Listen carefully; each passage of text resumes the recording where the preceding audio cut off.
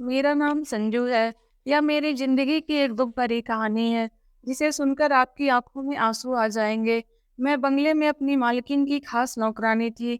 मेरी उम्र 30 साल थी और मेरे 3 बच्चे थे, 2 बेटे और 1 बेटी। लेकिन मेरी मालकिन, जहाँ पर मैं पिछले 7 सालों से नौकरी कर रही थी, उनके घर में कोई भी बच्चा नहीं था, जबकि मेरी मालकिन की शादी को 8 साल हो चुके थे। इन 8 सालों में उन्होंने ना जाने कितनी कोशिश कर ली, बड़े बड़े से बड़े डॉक्टर से इलाज करा लिया और पंडित, तांत्रिक, बाबा न जाने किस-किस को अपनी परेशानी के बारे में बता दिया था। फिर भी उनके पास औलाद नहीं आ सकी। शायद उनके भाग्य में अभी तक औलाद नहीं लिखी थी। मुझे मेरी मालकिन बहुत ज़्यादा प्यारी थी। मेरे मालिक और मालकिन के बीच लव मैरिज हुई थी। अपनी शादी के पूरे 1 साल बाद उन्होंने मुझे घर में नौकरी पर रखा था। मैं उनकी सबसे भरोसेमंद नौकरानी साबित हुई थी, इसलिए वो अपनी हर इच्छा, अच्छी-बुरी बातें मुझसे शेयर करती थीं। मुझे उनका दुःख देखा नहीं जाता था। मेरे मालिक को भी बच्चे बहुत अच्छे लगते थे। उनका कहना था कि चाहे कुछ भी हो जाए, उन्हें तो बच्चा ही चाहिए। दोनों पति-पत्नी के बीच इतनी ज़्यादा मोहब्बत थी, लेकिन मालकिन के बच्चा ना होने की वजह से मालिक उनसे खफ़ा-खफ़ा से रहने लगे थे और उनका कहना था कि मुझे तो सिर्फ़ बच्चा ही चाहिए। कुछ भी करके मुझे अपना खून चाहिए। मैं अपने माता-पिता का इकलौता बेटा था। मेरे माता-पिता के मरने के बाद मैं अपनी पीढ़ी को यहाँ तक लेकर आया हूँ। मैं चाहता हूँ कि मेरा भी अपना बच्चा हो और वो मेरे ख़ानदान को आगे बढ़ाए। लेकिन अगर मेरा कोई बच्चा नहीं हुआ, तो मेरा तो ख़ानदान ही बंद हो जाएगा। मेरी पीढ़ी तो बस यहीं तक ही ख़त्म हो जाएगी। मालिक को भी अपनी जायदाद का वारिस चाहिए था। काफ़ी लोगों ने उन्हें यह भी सजेशन दिया था कि वह बच्चा अडॉप्ट कर लें। लेकिन मेरे मालिक का कहना था कि अपना खून तो अपना ही होता है और पराया पराया ही होता है। मेरे मालिक की जिद थी कि उन्हें तो अपना ही खून चाहिए था। मेरी मालकिन ने हर तरह से कोशिश करके देख ली थी, लेकिन फिर भी वह प्रेग्नेंट ना हो पा रही थी। वह इस बात से बहुत ज़्यादा परेशान रहने लगी थी। उन्होंने जादू-टोना भी करवा लिया था। सारी कोशिशों से नाकाम होकर मालकिन खामोश होकर बैठ गई थी। और मालिक का कहना था कि अगर उनको उनका वारिस नहीं मिला तो वो दूसरी शादी कर लेंगे। मालकिन तो मालिक से बहुत प्यार करती थी। वह नहीं चाहती थी कि उनके पति उनकी आँखों के सामने कोई दूसरी औरत लाकर रख दें। ऐसा तो मालिक भी नहीं चाहते थे, लेकिन वह मजबूर थे।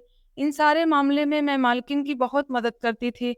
वह जिस भी तांत्रिक बाबा के पास जाती थी, मुझे अपने साथ लेकर जाती थी। इस मदद का आज तक मुझे बहुत फ़ायदा मिला था।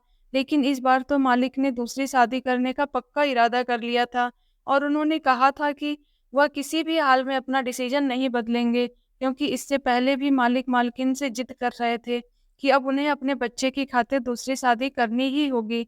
लेकिन प्यार वह हमेशा मालकिन से ही करेंगे। मालकिन उनकी यह बात सुनकर बहुत ज़्यादा रोती थी और मालकिन की आंखों में मालिक कभी आंसू नहीं देख सकते थे। हर बार मालिक मालकिन की आंसू देखकर अपने आप को दूसरी शादी करने से रोक लिया करते थे, जबकि वह मालकिन को पूरा भरोसा दिलाते थे कि जो वैल्यू उनके दिल में मालकिन की है, वह जगह कभी भी वह दूसरी पत्नी को नहीं देंगे। उन्हें सिर्फ दूसरी पत्नी से बच्चा चाहिए, क्योंकि मालकिन मालिक की मोहब्बत थी और उनका कहना था कि मेरी मोहब्बत हमेशा मेरे लिए मेरी पत्नी ही रहेगी। अब तो मालकिन की जान पर भी बनाई थी। अब तो कोई जादू टोना भी काम नहीं करने वाला था। मालिक ने अब जो फैसला कर लिया था सो कर लिया था। मालकिन बहुत ज़्यादा परेशान थीं। मैं उन्हें देख रही थी कि वह रो रही थी। उनकी हालत बहुत ज़्यादा खराब थी। वह अपने कमरे में आँखों में आँसू लिए इधर-उधर चक्कर काट रही थीं। मैंने उनसे कहा कि मालकिन, आप परेशान मत हों, सब ठीक हो जाएगा, कुछ भी गलत नहीं होगा। तो उन्होंने कहा कि तुम्हें नहीं पता है संजू, मैं अपने पति को दूसरी पत्नी के साथ कैसे बर्दाश्त कर सकती। मैं नहीं चाहती कि एक ही घर में मेरे रहते हुए मेरी सूरत पर मेरी सौतन आ जाए। मैं अपने पति से बहुत प्यार करती हूँ। मुझे नहीं पता था कि शादी के बाद भगवान मुझे औलाद नहीं देगा और इस वजह से मेरे पति के दिल में मेरे लिए मोहब्बत कम हो जाएगी, बल्कि ख़त्म ही हो जाएगी। मैंने मालकिन को तसल्ली दी और कहा कि ऐसा नहीं है मालकिन, मालिक आपसे बहुत प्यार करते हैं और वह मजबूरी में ही दूसरी शादी करना चाहते हैं। मालकिन कहने लगी कि क्या तुम्हें पता है, जब मेरे पति की दूसरी पत्नी इस घर में आ जाएगी और वह उन्हें बच्चा पैदा करके देगी, तो उनके दिल में मेरे लिए जो बची-कुची मोहब्बत है, वह भी ख़त्म हो जाएगी।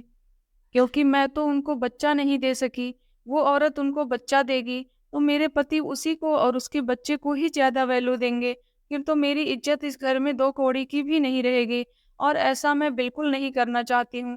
हाँ, ऐसा ज़रूर है कि मेरा पति किसी दूसरे का बच्चा ले ले, लेकिन सारी ज़िंदगी के लिए मेरे ही घर में मेरे सामने सौतन ना ले आए। मेरी इस शहर में भी कोई इज़्ज़त है।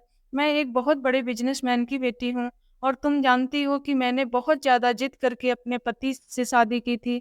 मेरे पेरेंट्स तो दूसरी शादी के लिए तैयार भी नहीं थे। अगर उन लोगों को यह बात पता चल गई, तो वह भी मुझसे कहेंगे कि तुम्हारी ही गलती का नतीजा है। मैं उन लोगों से भी कुछ नहीं कह सकती। मेरे पति के दोस्त भी उनको यही एडवाइस देते हैं कि वह दूसरी शादी कर लें, ताकि इस घर में मेरी जो भी वैल्यू है वो ख़त्म हो जाए। लेकिन मैं ऐसा बिल्कुल नहीं होने दूँगी। मैं कोई न कोई रास्ता ज़रूर निकाल के रहूँगी। मालकिन हद से ज़्यादा परेशान थी। फिर अचानक वह चक्कर लगाते-लगाते एक तरफ को रुक गईं और मेरे चेहरे की तरफ अजीब नज़रों से देखने लगीं। मैं भी मालकिन को ही देख रही थी कि अचानक उनका मुझसे क्या काम बन पड़ा और वह मुझे में इस तरह क्यों देख रही हैं। तभी मालकिन ने अचानक मुझसे कहा कि संजू, क्या तुम मेरी मदद कर सकती हो? उन्होंने अचानक मेरी आँखों में देखकर मेरे हाथों को थामकर मुझसे सवाल किया। तो मैं हैरान हो गई थी। मैंने उनसे कहा कि हाँ, मैं तो हमेशा आपका काम करने के लिए तैयार रहती हूँ। आपको ऐसा कहने की बिल्कुल ज़रूरत नहीं है। मैं तो हमेशा आपकी मदद करती रहूँगी, क्योंकि यह मेरा फ़र्ज़ है। मैंने कहा कि आपको पूछने की ज़रूरत नहीं है। आप तो बस मुझे अपना काम बताओ कि मुझे आपका क्या काम करना है, मैं किस तरह से आपकी मदद कर सकती हूँ। तो उन्होंने कहा कि मैं आज तुमसे जो ऐसी मदद माँगने जा रही हूँ, शायद इस मदद के लिए तुम कभी तैयार ना हो। उनकी बात सुनकर मैं हैरान हो गई थी कि आखिर ऐसी कौन-सा का मदद है, ऐसी कौन-सा काम है जो इनके लिए मैं नहीं कर सकती। मैंने कहा कि मालकिन, मैं आपकी हर तरह से मदद करने की पूरी कोशिश करूँगी। कभी ऐसा नहीं हो सकता कि आपकी मदद करने से इनकार कर दूँ। आपने सोच भी कैसे लिया कि मैं आपको इनकार कर दूँगी? तो उन्होंने कहा कि जो बात मैं तुमसे कहने जा रही हूँ, शायद वह तुम्हारे लिए सुनना बहुत मुश्किल है और करना भी बहुत मुश्किल होगा। और तुम इनकार भी कर दोगी। उनकी बात सुनकर मुझे सच में बड़ी हैरानी हुई थी कि आखिर ऐसी कौन-सी मदद है जो वो मुझसे चाहती थी। लेकिन अगले ही पल उन्होंने मेरी आँखों में देखकर मुझसे ऐसी मदद माँग ली थी, जिसे सुनकर मेरे पैरों तले से ज़मीन निकल गई थी। मालकिन की यह बात सुनकर एक पल के लिए मैं शॉक्ड रह गई। वो मेरे चेहरे के एक्सप्रेशन देख रही थी और समझ गई थी कि मैं कन्फ्यूज़ हो गई हूँ।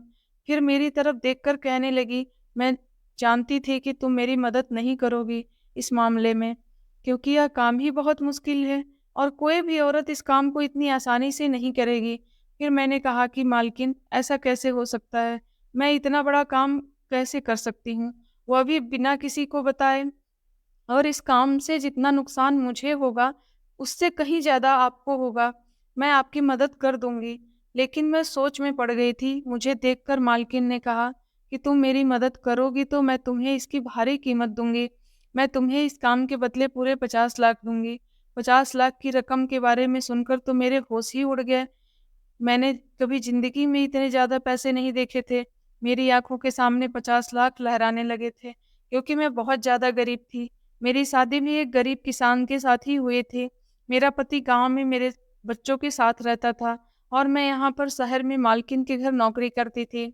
मैं यहाँ के काम करने के बाद हर महीने अपने पति को पैसे भेज दिया करती थी। जब से मैंने यहाँ पर काम करना शुरू किया था, मेरे पति पैसे कमाने के बावजूद भी मेरे पति ने नौकरी छोड़ दिया और उसने ना जाने कई लाख रुपए कर्ज ले लिया हुआ था। हमारा कर्ज लगभग 5 से 6 लाख का था। यह 50 लाख हमारे बहुत काम आने वाले थे। यह रकम तो बहुत बड़ी रकम थी, बहुत ज़्यादा, और काम बिल्कुल आसान था। मुझे इससे कोई फ़र्क नहीं पड़ता था, लेकिन मुझे डर था कि कहीं मेरा पति इस काम के लिए मुझे परमिशन देगा भी या नहीं।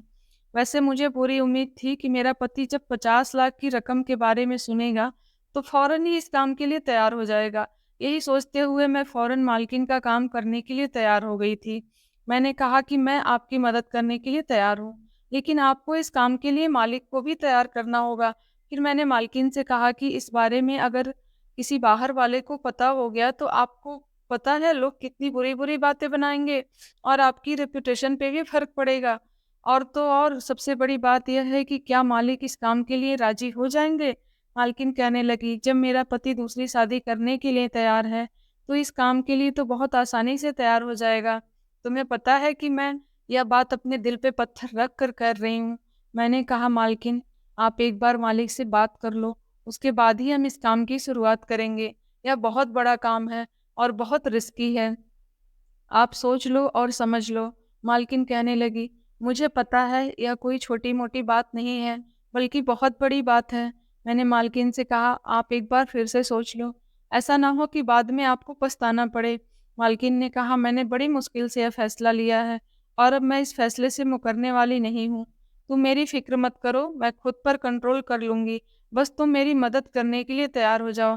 ऐसा ना हो कि सब कुछ खत्म हो जाए। मालकिन अपने इरादे की पक्की थी। उन्होंने इरादा कर लिया था और वह पीछे हटने वालों में से नहीं थी। उन्होंने कहा कि वह सारी ज़िंदगी के लिए सौतन बर्दाश्त नहीं कर सकती, लेकिन एक रात के लिए परेशानी से ज़रूर गुज़र सकती हूँ, इसलिए उन्हें यह सब करना ही होगा। मैंने भी अपने दिल को पक्का कर लिया था, यह काम मेरे लिए भी बहुत बड़ा था। पहले तो मुझे अपने पति से परमिशन लेनी थी, उसके बाद मुझे इस काम को अंजाम देना था। यह काम सच में दिल दहला देने वाला था। अगर मेरे पति ने मुझे इजाज़त दे दी, तो मैं हर तरह से मालकिन की मदद करने के लिए तैयार हूँ और जितना हो सकता है लोगों से हमें इस बात को छुपाकर ही इस काम को अंजाम देना था, क्योंकि लोगों के सामने अगर मालिक और मालकिन की पोल खुल जाएगी, तो उन्हें गलत समझेंगे। वैसे मुझे मालिक से भी डर लग रहा था, क्योंकि मालिक बहुत गुस्से वाले थे। वह मालकिन से बहुत प्यार करते थे, लेकिन जब उन्हें पता चलेगा कि मालकिन ने ही इस तरह का प्लान बनाया, तो वह ना जाने उसका क्या रिएक्शन होगा। मालकिन ने बताते हुए प्लान पर हम दोनों ने एक साथ ध्यान देना शुरू कर दिया। मैंने अपने पति को फ़ोन कर दिया था और मालकिन को अब मालिक का आने का इंतज़ार था। दरअसल हमारा प्लान यह था कि मालकिन ने कहा था कि तुम मेरे पति का बच्चा पैदा करोगी, क्योंकि मैं ज़िंदगी भर की सौतन तो बर्दाश्त नहीं कर सकती। लेकिन एक दिन के लिए अपने पति को किसी दूसरी औरत के साथ सिर्फ़ बच्चे की खातिर बर्दाश्त करने में कोई हर्ज नहीं है। सिर्फ़ एक रात की ही तो बात है। मालकिन ने कहा था कि तुम मेरी जगह मेरे कमरे में जाओगी और मेरे पति के साथ रिलेशन बनाओगी। फिर जब तुम प्रेग्नेंट होगी तो बच्चा पैदा हो जाने के बाद हमारा बच्चा हमें वापस कर दोगी। उसके बदले मैं तुम्हें 50 लाख दूँगी।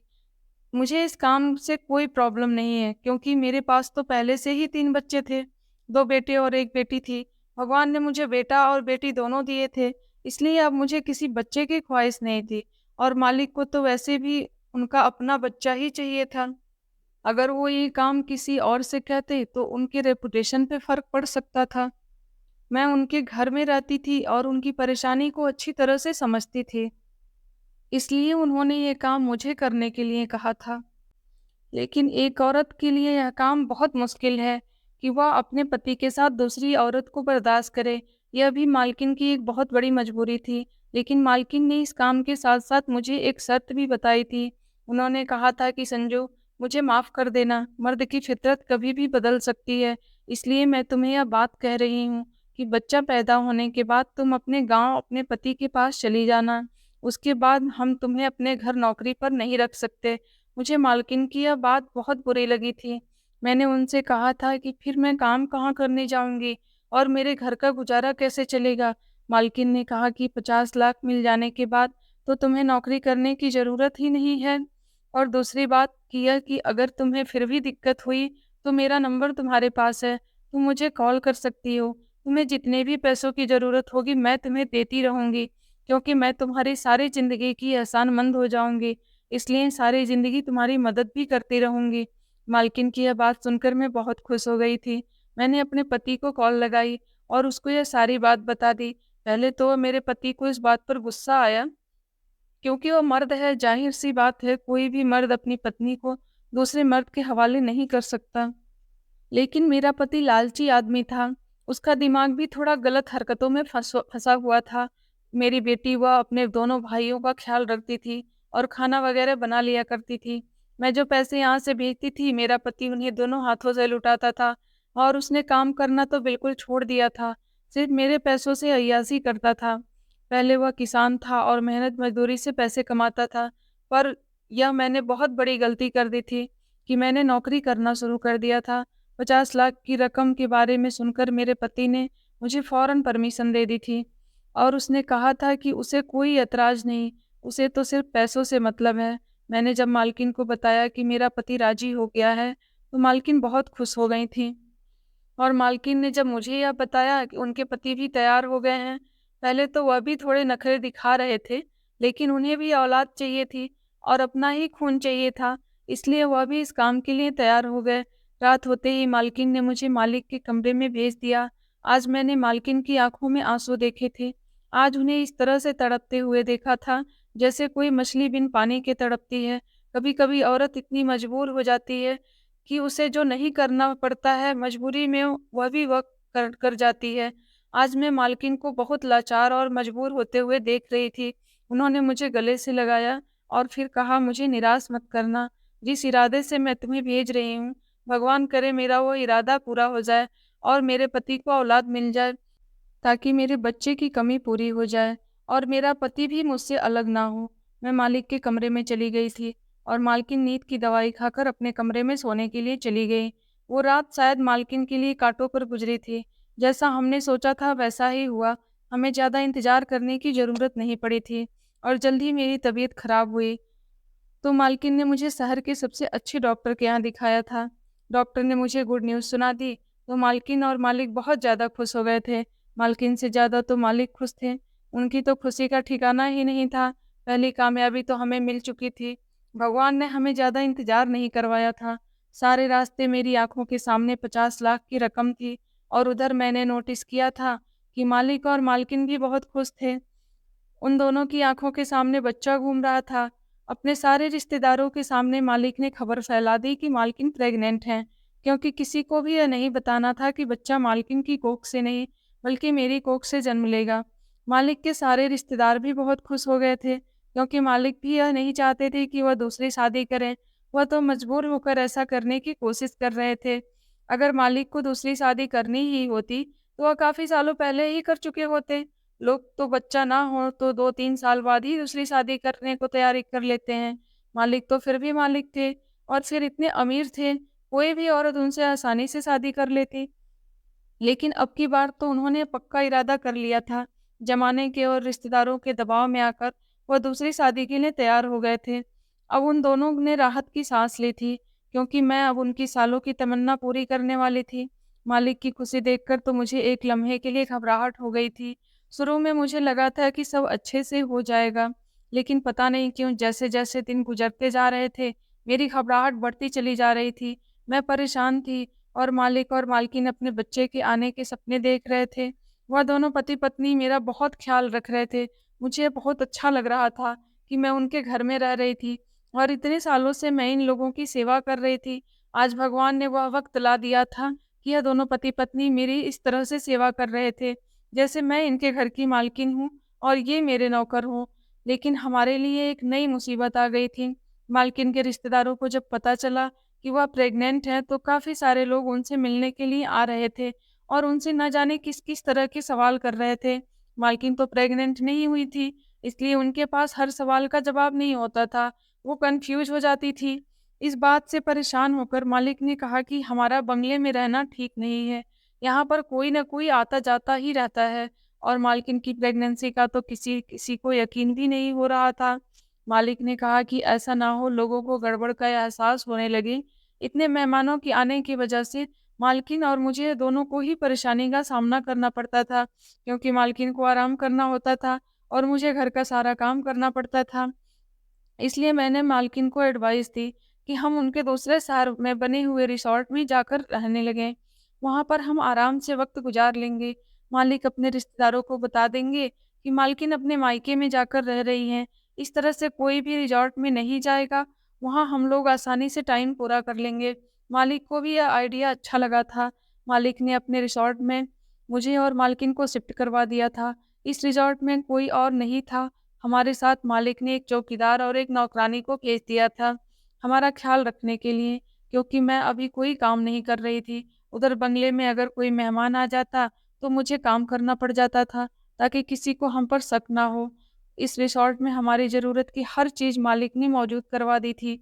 हम यह रिसॉर्ट में आने के बाद बहुत सुकून से थे और मालकिन मेरा बहुत ज़्यादा ख़्याल रखती थी। कुदरत का करिश्मा भी बड़ा अजीब होता है। कल मैं जिनसे माँगती थी, आज वो मुझसे औलाद की माँगते हैं। मेरी मालकिन बहुत अच्छी और मेहरबान औरत थी। मैं सोचती थी कि मालकिन तो इतनी अच्छी हैं, फिर भी उनके साथ अच्छा क्यों नहीं हुआ? क्या सच में अच्छे लोगों के साथ अच्छा नहीं होता है? फिलहाल वक़्त गुज़रता चला गया और मुझे अजीब-अजीब तरह के ख़्याल आने लगे थे। हफ़्ते महीनों में बदल गए और मेरा बच्चा पेट में लात मारने लगा था। पहली बार जब उसने मेरे पेट में हरकत करनी शुरू की थी, तो मुझे अजीब-सा एहसास हुआ था। आधी रात को अचानक मेरी आँख खुल गई और मैं उठकर बैठ गई थी। मैंने अपने पेट पर जैसे ही हाथ फेरा, अंधेरे में मुझे कुछ अजीब-सा महसूस हुआ था। मुझे महसूस हुआ कि मेरा बच्चा मुझे पुकार रहा है, मुझसे कह रहा है कि माँ, मैं आपका बच्चा हूँ, मुझे किसी को मत दो, मैं तुम्हारा हूँ, मुझे अपने साथ रखो। किसी तरह के सपने मुझे हर रोज़ आने लगे थे। सारी-सारी रात मैं जागकर गुज़ारने लगी थी और ज़्यादा जागने की वजह से मेरे अंदर वीकनेस होने लगी थी। मेरा दिल धीरे-धीरे बदलने लगा था, क्योंकि अब हर रात मेरे साथ ऐसा ही होता था। रातों को मेरा दिल ही नहीं लगता था, दिल के साथ-साथ मेरी नीयत भी बदल रही थी। मैं परेशान थी, मुझे अब 50 लाख झूठे और बेकार लग रहे थे। मुझे लग रहा था कि 3 बच्चे होने के बाद मुझे अब और बच्चों की चाहत नहीं रहेगी। मेरे लिए तो पैसा ज़रूरी था, बच्चे नहीं, बच्चे तो मुझे पहले से मिल चुके थे और मेरी कोई ख्वाहिश भी नहीं थी, क्योंकि बेटा और बेटी दोनों ही मेरे पास थे। मुझे क्या पड़ी थी कि मैं बेवजह एक और बच्चा पैदा कर लूँ, क्योंकि महँगाई का दौर, इस दौर में अपना खाना-पीना ही मुश्किल से चल रहा था। ऊपर से बच्चों का पालना तो बहुत भारी काम है, लेकिन अब मेरा ख़्याल गलत साबित हो रहा था और बच्चा पहला हो या आखिरी, अपनी औलाद तो अपनी ही होती है। मेरी मालकिन ने मेरी परेशानी को भाँप लिया था। एक दिन मैंने मालकिन और मालिक को आपस में बात करते ही सुन लिया था। मालकिन मालिक से कह रही थी, कहीं ऐसा ना हो मौके पर संजू की नीयत बदल जाए। मालिक ने कहा, नहीं, ऐसा नहीं हो सकता, उसकी नीयत कभी नहीं बदलेगी, क्योंकि उसके पास पहले से ही बच्चे हैं। उसके बच्चों पैसों की उसको ज़रूरत है, बच्चों की नहीं। वो मुझसे भी बार-बार सवाल करती थी कि मैं इतनी खामोश क्यों रहती हूँ। मालिक हर हफ्ते रिज़ॉर्ट का चक्कर लगाने के लिए आते थे और मेरे लिए बहुत सारे फ्रूट, जूस और ज़रूरत का हर सामान लेकर आते थे। हर महीने मेरा डॉक्टर से ट्रीटमेंट भी चल रहा था। फिर जैसे-तैसे वह दिन भी आ गया था। डॉक्टर ने मुझे डिलीवरी की डेट दे दी थी। हर बात मेरी मालकिन ने फ़ौरन मालिक को बताई। तो मालिक बहुत ज़्यादा खुश हो गए थे। मालिक ने मेरे इलाज के लिए मालकिन को बहुत सारे पैसे दे दिए थे और कहा था कि किसी भी चीज़ की कमी नहीं होनी चाहिए। इधर मेरा दिल बार-बार अपने इस बच्चे के लिए परेशान था। रात का टाइम था और मालकिन ने मुझे कहा कि सुबह हमें हॉस्पिटल जाना है, क्योंकि मेरा बच्चा पैदा होने में सिर्फ़ अब आज रात ही रह गई थी। अगले दिन सुबह 10 बजे के टाइम पर मुझे हॉस्पिटल में जाकर एडमिट होना था, क्योंकि डॉक्टर ने डिलीवरी की डेट दे दी थी और मेरा ऑपरेशन होना है। यह बात सुनकर तो मैं डरने लगी थी। मैंने दिल में सोचा कि मैं अपना बच्चा किसी को नहीं दूँगी। मेरा बच्चा है, मैं इसे 50 लाख की जगह से किसी दूसरे के हवाले नहीं करूँगी। भले ही इस बच्चे का पिता मालिक थे, लेकिन माँ तो मैं थी, जो उसको जन्म देने वाली थी। पिता से ज़्यादा ममता माँ के दिल में होती है, जो पूरे 9 महीने तकलीफ़ में चलकर उसे अपनी कोख में रखकर अपने भला मैं अपनी बच्ची को 9 महीने अपने पेट में रखने के बाद किसी दूसरी माँ की गोद में कैसे डाल सकती थी? अपने शरीर के अंग को मैं किसी और के हवाले नहीं कर सकती थी। मैंने सोच लिया था कि यह बच्चा मेरा है, मैं इसे 50 लाख में तो क्या 50 करोड़ में भी नहीं किसी को नहीं दूँगी। मेरी नीयत और मेरा इरादा दोनों ही बदल चुके थे। मैंने देखा मालकिन रात होने के बाद अपने कमरे में जाकर सो चुकी हैं। मैंने जल्दी से अपना सामान पैक किया और चुपके से मैं वहाँ से भाग गई। मुझे तकलीफ़ भी होनी शुरू हो गई थी, क्योंकि मेरे डिलीवरी की डेट दी जा चुकी थी। मैं जल्दी से निकल आई और रातों-रात मैंने रात वाली बस पकड़ी और बस में सवार हो गई। मुझे लगा कि अब मैं ज़्यादा बर्दाश्त नहीं कर सकती। मैंने कभी ऑपरेशन नहीं करवाया था, क्योंकि मेरे तीनों बच्चे नॉर्मल पैदा हुए थे। मुझे इस दर्द की आदत हो चुकी थी। मैं अपनी मालकिन और मालिक को बहुत बड़ा धोखा देकर वहाँ से भाग गई थी, क्योंकि मुझे अपना बच्चा चाहिए था और मैं इसे किसी को नहीं दे सकती थी। पीछे मालकिन और मालिक का क्या हाल होगा, इसके बारे में भी नहीं सोचा था। मुझे सिर्फ़ ख़्याल था तो अपने बच्चे का, जिसे बचाना था, मेरी ज़िम्मेदारी थी। लगभग 6 घंटे का सफ़र तय करने के बाद मैं अपने गाँव पहुँच चुकी थी। लेकिन अब मुझे दर्द तेज़ी से शुरू हो गया था। मैं अपने घर नहीं गई थी, क्योंकि मेरा पति तो वहाँ पर 50 लाख की उम्मीद लगाए बैठा हुआ था। मेरे पति का बहुत सारा कर्ज था और इन 9 महीने में उसने ना जाने कितने सपने देख लिए थे। अगर उसके पास मैं चली गई तो मुझे उम्मीद थी कि वह मुझे वापस इस मालकिन के पास ले आएगा और उनसे पूरे पैसे हासिल कर लेगा। मेरा पति तो पहले ही बहुत लालची इंसान था। जो आदमी अपनी पत्नी को दूसरे मर्द के साथ 50 लाख के लिए बर्दाश्त कर सकता है, वो कभी उसकी ममता को नहीं समझ सकता। और 50 लाख के बारे में सुनकर जितना वह खुश हुआ था, उसकी खुशी को मैं शब्दों में बयान नहीं कर सकती थी। सारा दिन वह सोचता रहता था कि जब 50 लाख आ जाएँगे तो मैं ये करूँगा, मैं वो करूँगा, मैं ये लाऊँगा, मैं वो लाऊँगा, और ना जाने किस-किस तरह की बातें वो किया करता था। उसे अपनी पत्नी और अपने बच्चों से ज़्यादा पैसों से प्यार था। मैं गाँव की खास दाई शारदा के पास चली गई थी। मेरे बाकी के बच्चे भी इसी औरत ने पैदा किए थे। मैं शारदा के घर गई और ज़ोर-ज़ोर से दरवाज़ा बजाया। गर्मियों की रात थी। मैं रात के 2 बजे के टाइम पर वहाँ से रवाना हुई थी और अभी सुबह के 8 बजने वाले थे। गर्मियों में तो सब लोग जल्दी ही उठकर सोकर उठ जाते हैं। दाई या डॉक्टर्स की तो आदत होती है कि कभी भी उनके पास पेशेंट आ जाएँ, तो उसको हैंडल कर लेती हैं। दाई ने जैसे ही दरवाज़ा खोला, मुझे देखा तो वह बड़ी हैरान हो गई और उसने कहने लगा कि अब की बार तुम शुरुआत के दिनों में मेरे पास नहीं आई। तुम्हारे बच्चे तो काफ़ी बड़े हो गए होंगे। तुमने काफ़ी सालों बाद बच्चे पैदाइश करने के बारे में सोचा। मैंने कहा कि शायद भगवान को की यही मर्ज़ी थी। यह कहकर मैं खामोश हो गई थी। वह मुझसे और ज़्यादा बातें कर रही थी। मैंने उससे कहा कि ज़्यादा बातों का टाइम नहीं है, मुझे दर्द हो रहा है, मेरी डिलीवरी का टाइम आ गया है, इसलिए मैं आपके पास आई हूँ। मुझे मेरा बच्चा सही सलामत चाहिए। जल्दी मुझे मेरा बच्चा डिलीवर करके दे दो। मुझे बस यही परेशानी हो रही थी कि मालिक के आदमी यहाँ पर ना आ जाएँ और मुझसे मेरा बच्चा ना छीन लें। मुझे जल्दी से जल्दी अपना बच्चा यहाँ से लेकर कहीं दूर जाना होगा। मुझे मालिक और मालकिन से डर लग रहा था और यह भी डर था कि कहीं मेरा पति लालच में आकर यह बच्चा मालकिन को पहुँचा ना दे। इसलिए मैं अपने घर भी वापस नहीं जाऊँगी। डर और परेशानी की वजह से मेरा बुरा हाल हो रहा था। मैंने यह तक नहीं सोचा कि पीछे मेरे मालिक और मालकिन का क्या हाल हो रहा होगा। जब उन्हें पता चला होगा कि मैं रातों-रात उनके घर से भाग गई हूँ, पहले तो वह लोग बहुत तलाश करने की कोशिश करेंगे और उसके बाद ना जाने वह दोनों एक-दूसरे के साथ क्या कर गुज़रेंगे। फ़िलहाल मुझे दर्द शुरू हो चुके थे और मेरी डिलीवरी शारदा करवा रही थी। लगभग 1 घंटे की मेहनत के बाद मेरा बच्चा इस दुनिया में आ गया था। मेरी तो खुशी का कोई ठिकाना ही नहीं था। मैंने सोच लिया था कि मैं जल्द से जल्द अपने बच्चे को उठाकर यहाँ से कहीं दूर चली जाऊँगी। यहाँ से बिल्कुल गायब हो जाऊँगी, ताकि मेरे बारे में किसी को कुछ पता ही ना चल सके। मैं कुछ भी करके अपना बच्चा मालिक को और मालकिन को नहीं दूँगी। मैंने यह तक नहीं सोचा था कि यह वही मालकिन है, जिसने सारी ज़िंदगी मुझ पर एहसान किए हुए थे। मैंने उन दोनों पति-पत्नी का नमक खाया था। उन्होंने मुझे खाना दिया, मुझे पहनने के लिए कपड़े दिए और मुझे रहने के लिए जगह दी। अगर यह सब ना देती तो हमारे पास खाने के लिए कुछ भी नहीं होता।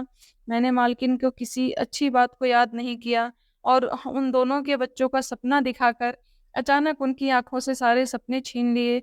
उनकी ख्वाहिश पूरी होने के टाइम पर मैं उनकी सारी ख्वाहिशों को बिना पूरा किए ही वहाँ से भाग आई थी।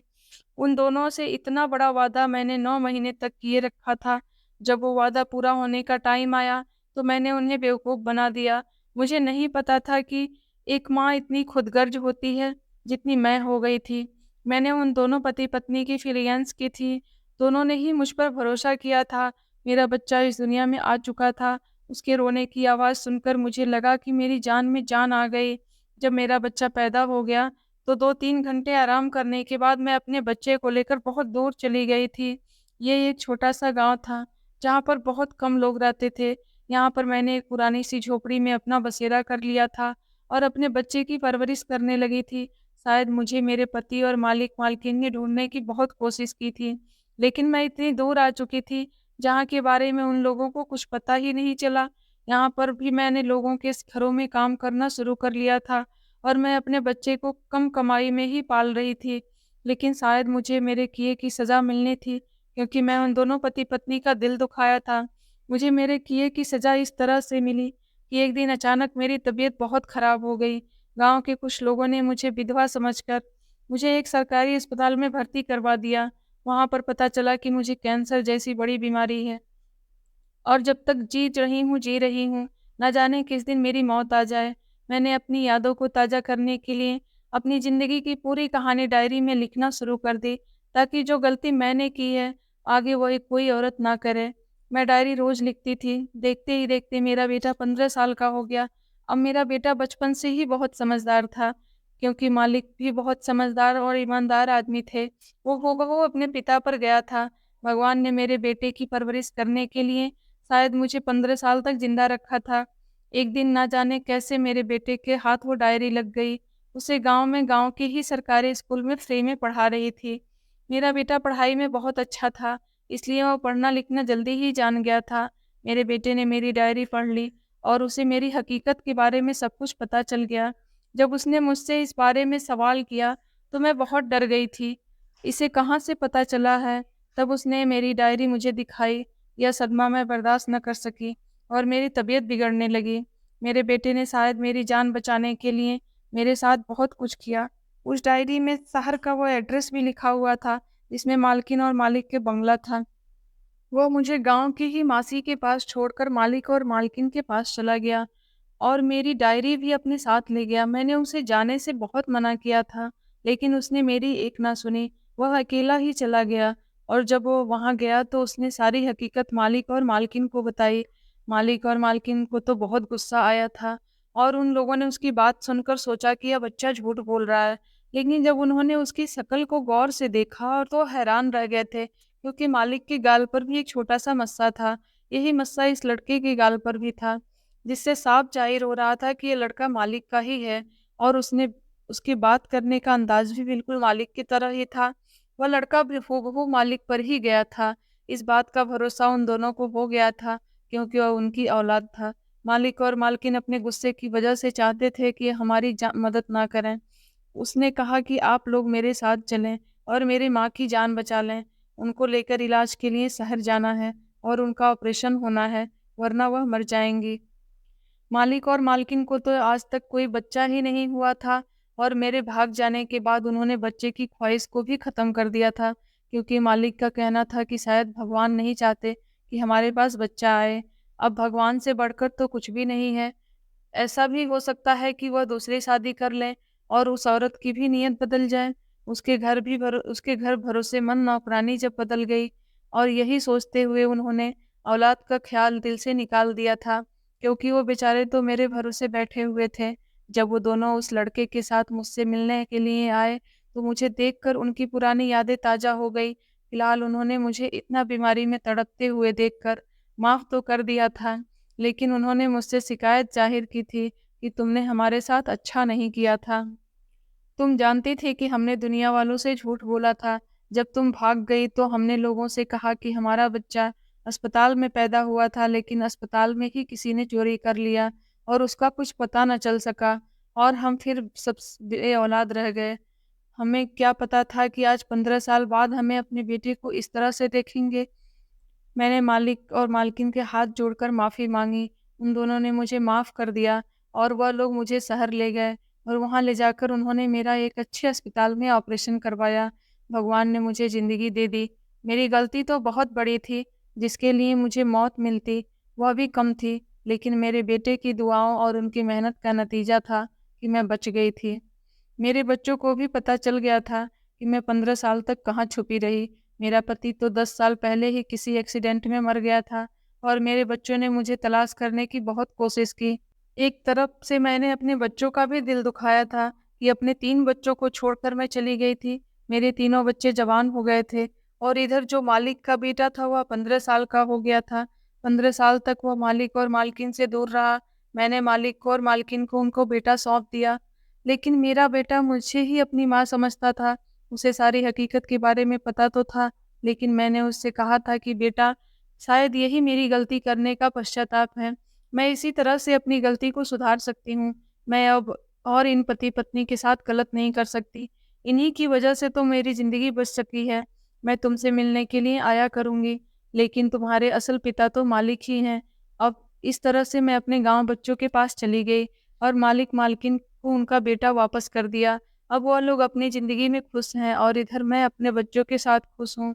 मालिक-मालकिन ने इतने सालों के बाद भी हमें अपना वादा निभाया और उनका बेटा सौंपने पर मुझे 50 लाख दे दिए।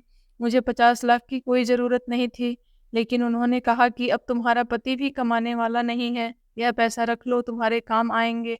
मुझे अफ़सोस हो रहा था कि इन भले आदमी के साथ मैंने बहुत गलत किया था, लेकिन मुझे अपने छोटे बेटे की याद भी सताती है। अब मुझे उसकी याद आती है तो मैं उससे उनसे मिलने के लिए चली जाती हूँ। मालिक-मालकिन ने लोगों को बताया था कि यह उनका वही बेटा है जो अस्पताल से चोरी हो गया था और अब 15 साल बाद यह उनको मिल गया है। मेरे बेटे ने मालिक और मालकिन को अपना माता-पिता मान लिया था और वह उनके साथ अब घर में खुशी-खुशी रह रहा था। घर में अब बहुत खुश थे सब लोग। दोस्तों, उम्मीद करती हूँ आपको हमारी कहानी पसंद आई होगी। कहानी पसंद आई हो तो वीडियो को लाइक करें, चैनल पर नए हैं तो चैनल को सब्सक्राइब करें। धन्यवाद।